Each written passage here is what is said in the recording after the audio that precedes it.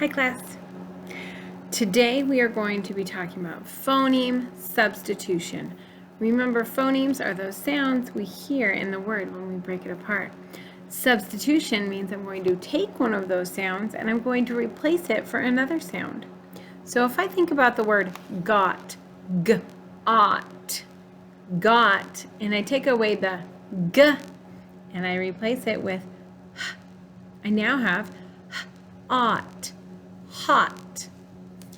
If I have the word awk, lock, and I take away the and I replace it with a s, I now have sock. If I have the word top, and I take away the t, and I replace it with a I now have op, mop. If I have the word bone, and I take away the b, and I replace it with a k, I now have cone, cone. Very good. Are you guys doing along with me? I hope you are. All right. If I have the word hose, change the h to rose. If I have take, change the t to b, bake. If I have rope, change the to hope. If I have dot, change the d to n, not. If I have the word poke, change the p to joke. If I have the word fun, change the f to s, sun. Very good. I hope you guys did that with me. Okay, we are going to talk about long O, spelled O, consonant E, O and E being our vowels. Remember, our vowels are A, E, I, O, U, and sometimes Y, that sneaky little Y. And then we're going to talk about short O, where the O goes ah, ah, ah.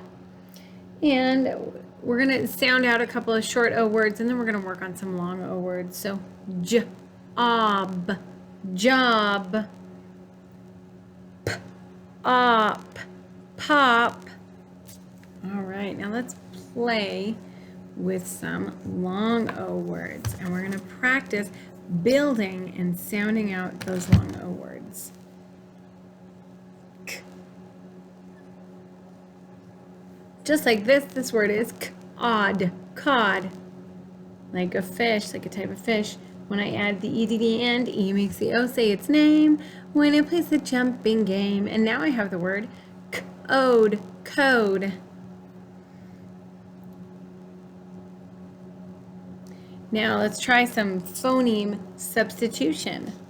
We're going to take away the C, and we're going to put an R. Now I have the word rode, as in he rode his bike. What if I substitute the D and I put in a P? Now I have the word rope, rope. Very good. Let's write the word O. The O is only saying O because I added that E at the end. E makes the O say its name when it plays the jumping game. Rose. And what about if I substitute that R? I take that R away, I substitute it for a N. O's, nose. What if I substitute the S and I put in a T, note, note. And what about if I take off that E? I now have the word not, not. What if I substitute the N and I put an H, ought, hot. Now, what if I substitute that T with a P, op, hop. If I add that E back at the end, ope, hope.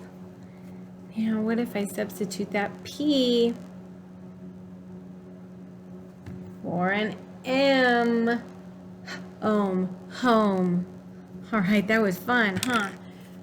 Let's talk about These are called inflectional endings. We have inflectional ending ed and inflectional ending ing. We add these endings to verbs. Verbs are action words. They're the main attraction words. They're verbs. They're action words. When we add these, sometimes we have to double the consonant at the end so that that sneaky E doesn't make the vowel long. Like in the word drop, drop. Now that means, I drop it. If I double the consonant and add ed, I now have the word dropped. Well, dropped means it already happened. When I add ed to a word, it means it already happened. And if I have that short vowel sound, I need to double the consonant. Otherwise, this tricky E jumps over the single consonant and makes it say its name, and then that would be droped, which is not a word. We're not going to do that. And then dropping, we do the same thing, drop. And we still have to double that consonant to make it dropping. And when I add that ing, that means the word is happening right now. Miss Kennison is dropping her marker. Oh no, dropping. It's happening right now. So ed and ing changes the tense of that word. So if I have the word like close, and it has that E already, so that E is already making that O and O sound, I don't need to double anything. I just add the D. Closed. Miss Kennison closed her book. It already happened. Closing. I just dropped that E and add ing, closing. Miss Kennison is closing her book because we are done for now. Thank you, boys and girls. Excellent job.